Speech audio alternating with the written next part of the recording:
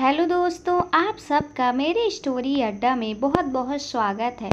आज हम बेजुबान इश्क का 29वां भाग लेकर आ गए हैं और इस स्टोरी में हम सब ने अभी तक देखा है कि अंजलि आयुष को लेकर उसके मनपसंद सामान लेने के लिए सुपरमार्केट जाती है। साथ ही उसे अपनी प्रेगनेंसी को चेक करने के लिए किट भी लाने का बहाना मिल गया था। तभी उसकी शॉपिंग होने के बाद उसे निखिल दिख जाता है। अब आगे निखिल को तो अंजलि की बात सुनकर इतना गुस्सा आ गया कि उसने अपनी कार के टायर पर जोर से लात मार दी। उसने इतनी जोर से लात मारी थी कि उसका खुद का पैर ही दर्द होने लगा था। वहीं कुछ ही दूर पर एक कार रुकी थी जिसके अंदर बैठा इंसान अपनी मुट्ठियां कसते हुए कब से अंजलि और निखिल को देख रही थी। लगता है वो इसे कुछ ज़्यादा ही प्यारी है, तभी आज तक उसका पीछा नहीं छोड़ रहा। पायल ने अपने दांत पीसते हुए कहा। फिर पायल भी वहां से निकल गई। इस वक्त उसके दिमाग में बहुत सी बातें घूम रही थी। सबसे ज़्यादा गुस्सा तो उसे अंजलि पर आ रहा था कि आखिर उसमें ऐसा क्या खास है जो उसने शूद्र को अपनी झांसे में फंसा लिया और फिर जो इंसान निखिल उसे नफरत करता था वो भी आज उसे पसंद करने लगा था। तुम्हें तो मैं छोड़ूंगी नहीं अंजलि, मेरा सब कुछ बर्बाद कर दिया तुमने, मैं तुम्हें बर्बाद कर दूंगी। पायल ने गुस्से से भरी सुर्ख लाल आंखों के साथ अपने दांत पीसते हुए बोली। वहीं दूसरी तरफ अंजलि जब वापस विला में पहुंची तो मोहित अभी वहां पर आ चुका था। अंदर जाकर मोहित को हेलो बोला और अपने कमरे की तरफ चली गई। आयुष हॉल में ही बैठकर मोहित को अपनी आज की गई शॉपिंग दिखा रहा था। अंजलि बड़ी नर्वसनेस के साथ अपने रूम की तरफ बढ़ रही थी क्योंकि उसे अपना प्रेगनेंसी टेस्ट करना था। वो बस यही प्रार्थना कर रही थी कि कहीं शूद्र ना आ जाए, बस कुछ भी हो जाए, शूद्र जी के आने से पहले ही मुझे अपना टेस्ट कंप्लीट करना होगा। अगर उन्हें देख लिया तो प्रॉब्लम हो जाएगी। अंजलि ने बेचैनी से मन में अपने कमरे के अंदर आते हुए कहा। उसने कमरे में नज़र घुमाई तो शुद्ध कहीं भी दिखाई नहीं दे रहा था। अंजलि ने अपनी तसल्ली के लिए एक बार बालकनी भी चेक कर ली और फिर रूम का दरवाज़ा लॉक करके वॉशरूम में चली गई। अंजलि ने अपना टेस्ट करके साइड में रख दिया और शेल्फ पर बैठ गई। उसका दिल इस वक्त काफ़ी ज़्यादा तेज धड़क रहा था। वही अपने पेट पर हाथ रखकर बैठी हुई थी, मानो अपने बेबी को फील करने की कोशिश कर रही थी। अंजलि ने जब थोड़ी देर बाद देखा तो किट में पॉजिटिव साइन था, यानी कि वो सच में प्रेग्नेंट थी। अंजलि के चेहरे पर एक स्माइल आ गई। उसने अपने पेट पर हाथ रखते हुए कहा, आपकी मॉम हमेशा आपका ख्याल रखेगी। अंजलि को चाहे अपनी लाइफ में बहुत सारी टेंशन हो, लेकिन ये मोमेंट जब उसे कंफर्म हो कि माँ बनने वाली थी, उसके दिल में एक अलग ही खुशी का सुकून था। उसकी ज़िंदगी में उससे जुड़ी एक नन्ही जान आने वाली थी। अपने चेहरे पर मुस्कुराहट लिए खुद को आईने में देख रही थी। कुछ ही महीनों में आप मेरे साथ होंगे, मुझे आपका इंतज़ार रहेगा। I love U a lot. Anjali अपने पेट को टच करते हुए एक मुस्कुराहट के साथ कहा। वो अपने ही ख्यालों में खोई थी जब उसे वॉशरूम के दरवाजे पर किसी की नोक सुनाई दी। एकदम से अपने ख्यालों से बाहर आई और उसने जल्दी से पहले किट को छुपा लिया और फिर गहरी सांस के साथ दरवाज़ा खोला। शूद्र जी, अंजलि ने एक स्माइल के साथ शूद्र की तरफ देखते हुए कहा और आगे बढ़कर उसके गले लग गई। शूद्र को पहले तो कुछ भी समझ नहीं आया, लेकिन फिर उसने भी अंजलि को अपनी बाहों में कसकर थाम लिया। क्या हुआ डार्लिंग, अचानक इतना प्यार? एक मुस्कुराहट के साथ अंजलि के बालों को सहलाते हुए पूछा। प्यार तो है और बहुत है, बस दिल किया आपके गले लग जाऊं तो बस इसलिए। तुम अंदर कैसे आए? मैं तो दरवाज़ा लॉक किया था ना। अपना सर उठाकर शूद्र की तरफ देखते हुए बोली, डार्लिंग ये मेरा घर है तो ऑफ कोर्स मुझे कोई लॉक नहीं कर सकता।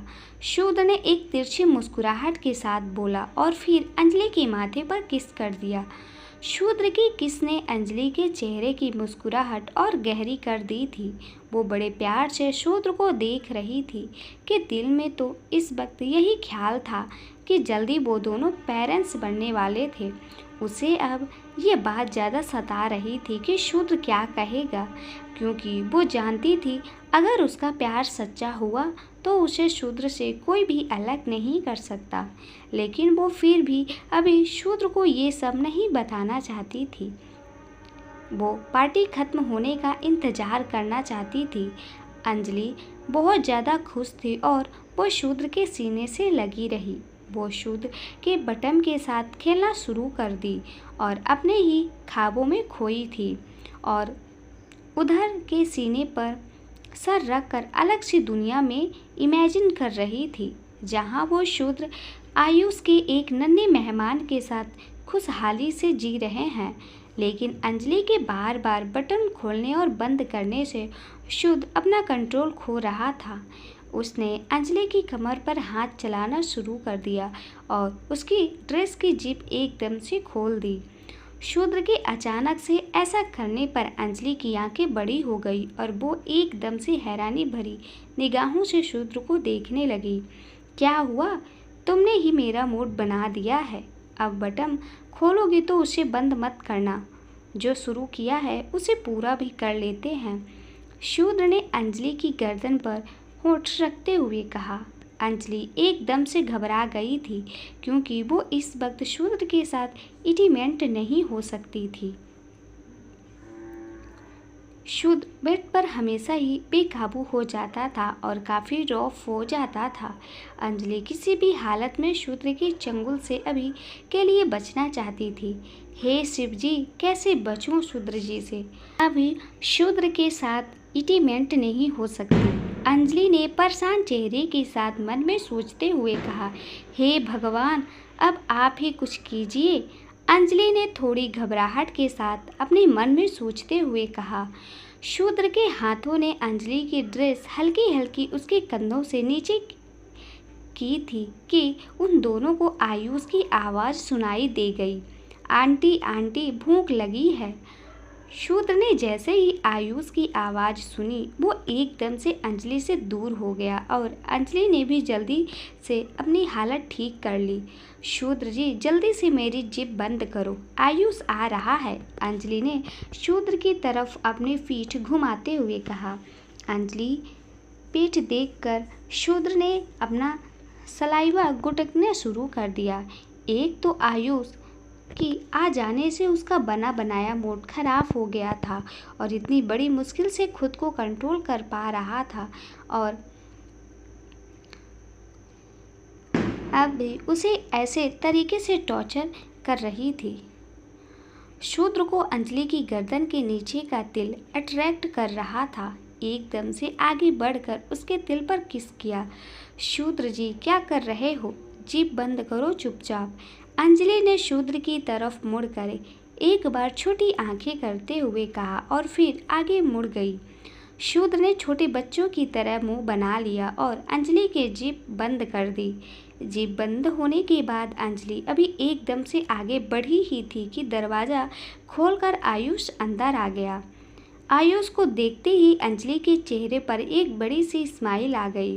अंजलि की आंखों में आयुष को देखकर एक चमक सी थी, मानो उसकी आंखें बोल रही हो, बिल्कुल सही टाइम पर आए हो।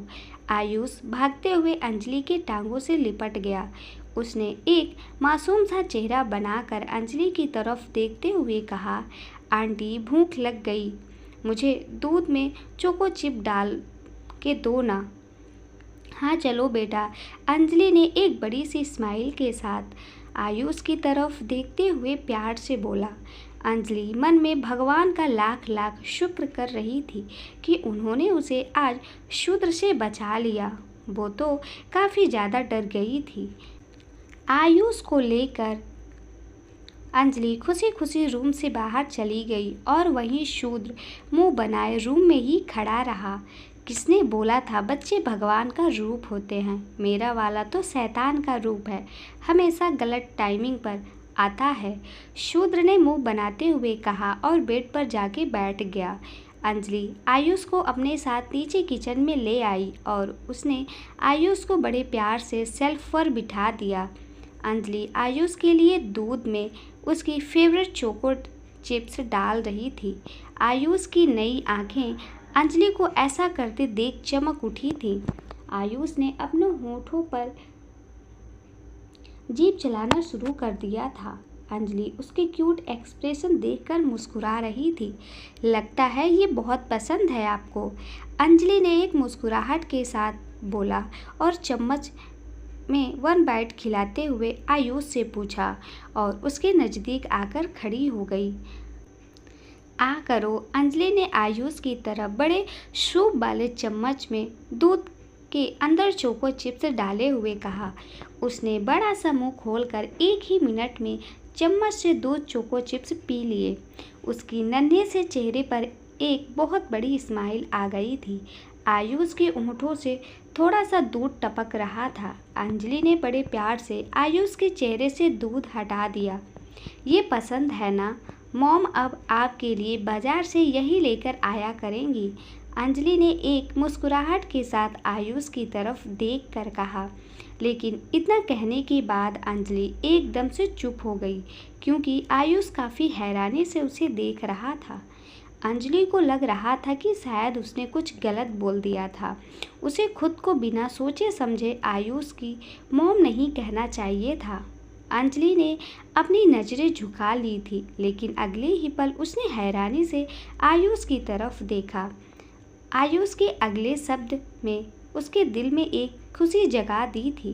थैंक यू मॉम, आप बहुत अच्छी हो, आयुष ने एक मुस्कुराहट के साथ अंजलि की तरफ देखते हुए बोला। अंजलि आयुष के मुंह से अपने लिए मॉम सुनकर काफ़ी खुश हुई। आयुष भी इस वक्त अपने दिल से जानकर ही मॉम बोल रहा था। पहले तो वो हमेशा ही अनजाने में अंजलि को माँ कहता था, लेकिन आज उसने पूरे दिल से अंजलि को अपना कर उसे पूरे मन से माँ कहा था। तुम भी बहुत अच्छे बेटा हो, अंजलि ने आयुष को अपने सीने से लगाते हुए कहा। मैं आपको मॉम बुला सकता हूँ, मुझे आपको मॉम कहना बहुत अच्छा लगता है, आयुष ने अपनी मासूम सी आवाज़ में अंजलि से कहा। हाँ बेटा, मैं तुम्हारी मॉम हूँ, अगर तुम्हारा दिल मुझे मॉम कहने को करता है तो तुम कहो, मुझे बहुत अच्छा लगता है जब तुम मुझे मॉम कहते हो। तुम मेरे बेटे हो, अंजलि ने दूध का बाउल साइड छोड़कर आयुष को अपनी बाहों में कसकर गले लगाते हुए कहा। दोनों की आंखें इस वक्त कुछ नम हो गई थी।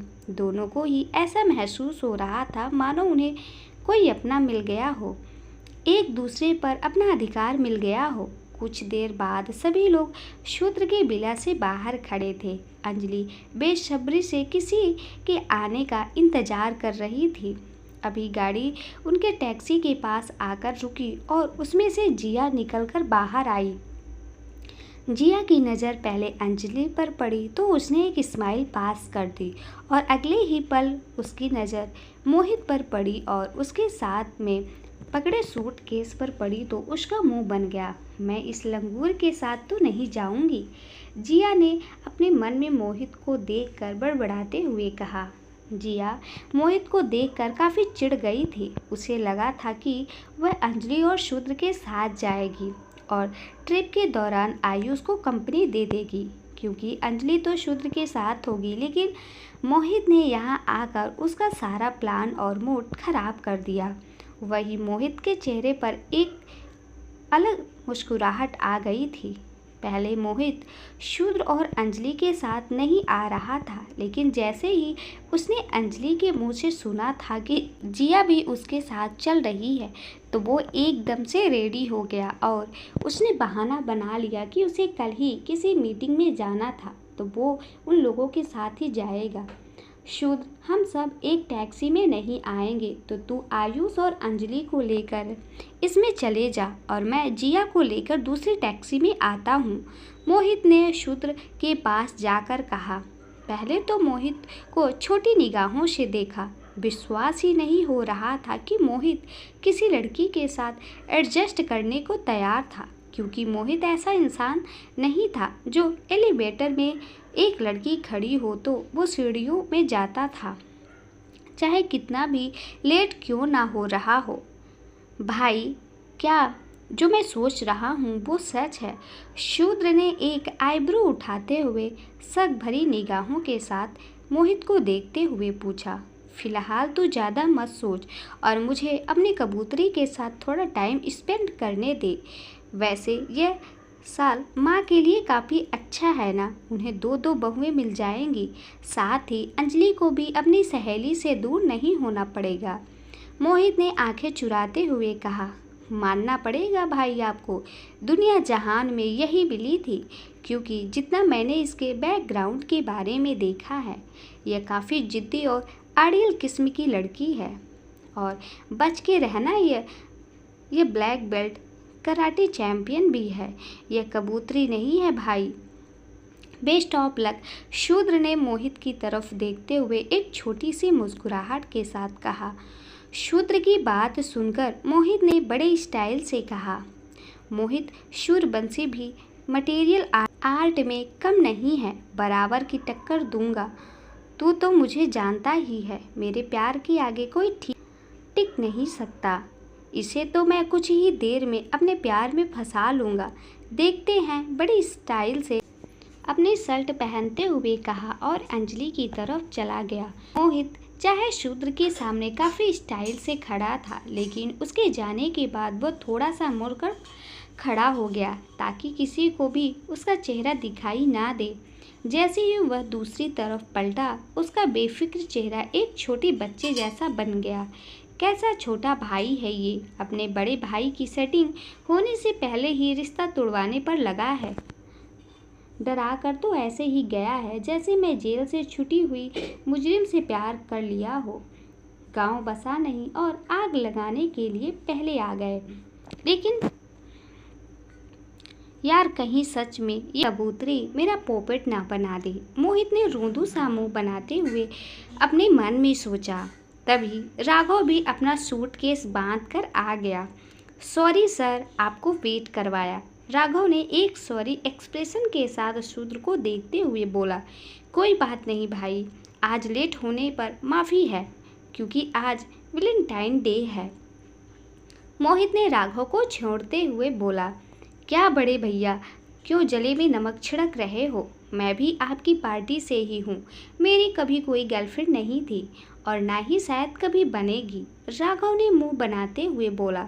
बस बस, मेरा आशीर्वाद, अगले साल तेरा वैलेंटाइन अच्छा हो और तू भी किसी का हाथ थामे मौसम का मजे ले। मोहित ने और राघव के सर पर हाथ फेरते हुए बोला।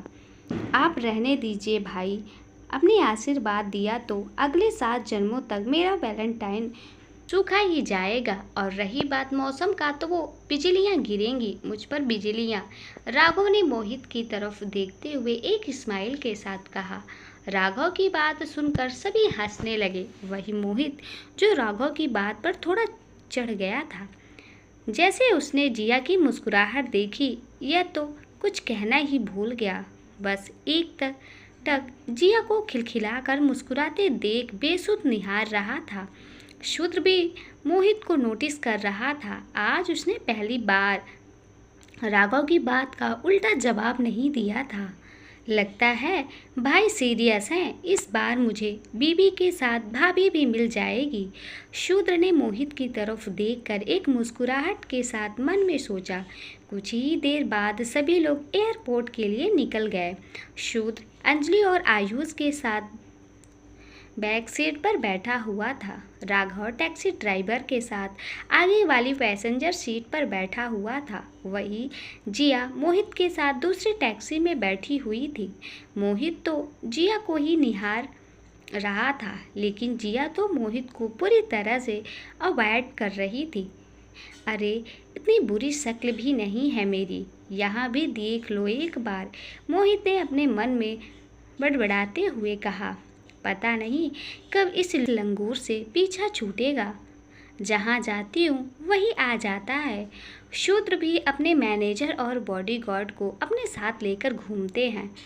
शूद्र जी का मैनेजर को तो मैं एक पल के लिए बर्दाश्त भी करूँ, वह एक अच्छा आदमी है, लेकिन ये बॉडीगार्ड एकदम सर दर्द है, जिया ने अपने मन में बड़बड़ाते हुए कहा।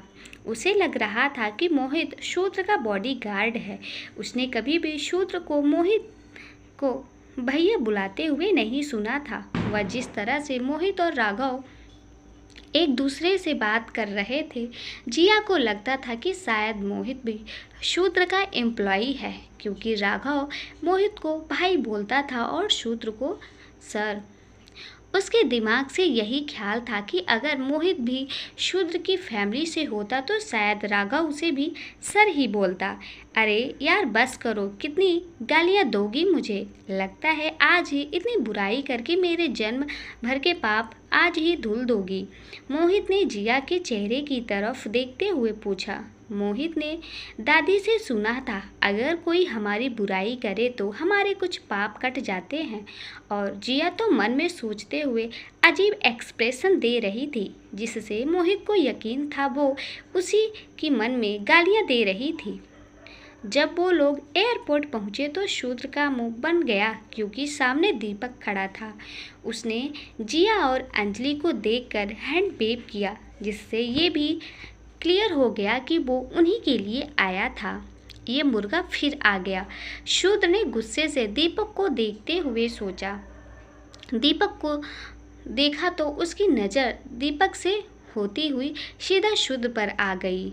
शूद्र को देखकर तो अंजलि को लग रहा था मानो शूद्र अभी दीपक को पीटने वाला था। उसने शूद्र को कसी हुई मुट्ठियां देखी तो अपना एक हाथ शूद्र के हाथ पर रखा। शूद्र ने मुड़कर अंजलि की तरफ देखा। शांत हो जाइए आप। जब हम दोनों एक दूसरे से प्यार करते हैं तो किसी के भी आ जाने से कोई फर्क नहीं पड़ने वाला। अंजलि तो बस अपने शूद्र जी की है। अंजलि ने बड़े प्यार से शूद्र की तरफ देखते हुए धीमी आवाज में कहा, जिससे सिर्फ शूद्र उसकी बातें सुन सके। अंजलि की बात सुनकर शूद्र के चेहरे पर एक मुस्कुराहट आ गई। शूद्र ने अपने हाथ में अंजलि का हाथ थाम लिया। हम दोनों को ऐसे देखकर अब दीपक का मुंह इस समय जलते हुए दीपक की तरह काला पड़ गया था। दीपक का गुजरता देख शूद्र ने अभी नोटिस किया, जिसके बाद उसके दिल को काफ़ी तसल्ली महसूस हुई थी। अभी तो शुरुआत है मिस्टर सीनियर, शूद्र ने अपने मन में बड़बड़ाते हुए कहा। शूद्र अंजलि को खुद से चिपकाए हुए था, ताकि उसकी नज़दीकियां से दीपक समझ सके कि उन दोनों का रिश्ता काफ़ी आगे बढ़ चुका था और उसका कोई चांस नहीं बचा था। अभी शूद्र और दीपक की आंखों ही आंखों में छिड़ी वो जंग नोटिस कर रहा था। राघव ने जब मोहित को उन दोनों को नोटिस करता हुआ देखा तो धीरे धीरे सरकता हुआ मोहित के पास आकर खड़ा हो गया। बड़े भैया, ये अंजलि के प्यार का दूसरा मरीज है। आप तो जानते हैं सर को अंजलि को लेकर कितनी ज़्यादा पजेसिव हैं। ये तो आज बेचारे को आंखों से ही मार डालेंगे। राघव ने मोहित को सारी बात बताते हुए कहा। मोहित जैसे जैसे राघव की बात सुन रहा था, उसकी हंसी रुक नहीं रही थी, क्योंकि शूद्र सूर्यवंशी की नींद ये सोचकर उड़ गई थी कि अंजलि उसकी मुंबई लौटने के बाद ही किसी और लड़के के साथ मिलने जुलने लगी है। राघव, जितना मैं शूद्र को जानता हूँ, वो जरूर ही इस मरीज को मुर्दा बनाकर छोड़ेगा। तू बाग में गंगा जल भी रख ले, क्या पता जरूरत पड़ जाए। आज मज़ा आने वाला है। हम सारे एक ही फ्लाइट में जा रहे हैं। लाइव शो देखने को मिलेगा। राघव एक कंधे पर हाथ रखते हुए बड़ी मुश्किल से अपनी हंसी कंट्रोल करते हुए कहा। कुछ टाइम बाद उनकी फ्लाइट बोर्ड हो गई। वो सब आगे बढ़ गए।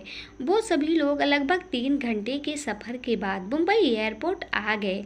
फ्लाइट से बाहर निकलते वक्त सबके अपने अपने मूड थे। शूद्र काफ़ी खुश नज़र आ रहा था। अंजलि थोड़ी घबराई हुई थी। जिया को मूड नॉर्मल था। सिवाय राघव आयुष को संभाले हुए अपने साथ खुशी खुशी एयरपोर्ट में आगे बढ़ रहा था। लेकिन बेचारा दीपक तो इस वक्त सच में मुर्दे की हालत में था। उसके चेहरे का रंग एकदम से पीला पड़ चुका था और हंसी तो मानो कहीं गायब हो गई थी। ऊपर के दौरान शूद्र ने सच में ही दीपक को काफ़ी ज़्यादा जला दिया था। वो कभी अंजलि को किस करता रहा तो कभी उसे खाना खिला रहा था, कभी उसके साथ ऐसी बातें कर रहा था जिससे अंजलि अपने आप में ही ब्लश कर रही थी। दीपक जानता था कि उसने बड़ी मुश्किल से ये सफ़र काटा था। वो तो अंजलि को देखने के लिए उसके साथ ही आज की फ़्लाइट बुक कर रहा था। लेकिन उसे क्या पता था कि उससे अंजलि को देखा ही नहीं जाएगा, क्योंकि वो शूद्र के साथ थी।